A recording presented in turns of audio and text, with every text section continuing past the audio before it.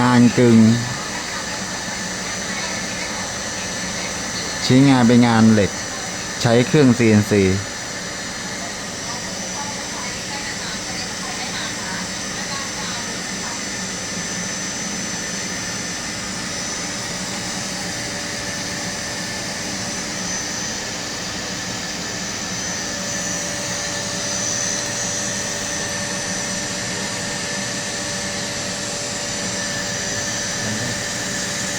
นะ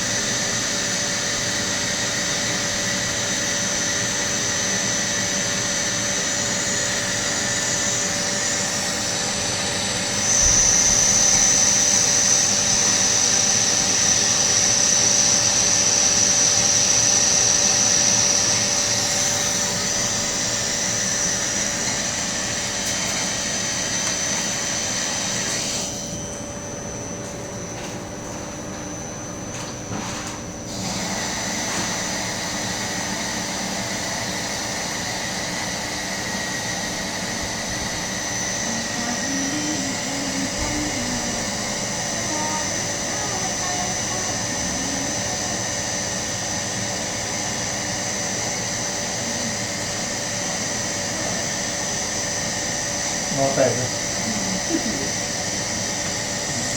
ได้เลยน้อยกว่า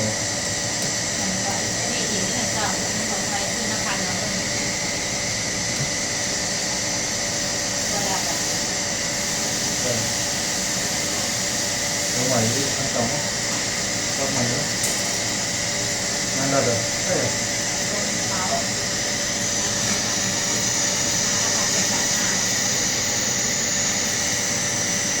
ก็ให้ตุ่นมาดับเลยเฮ้ยเนี่ย นะ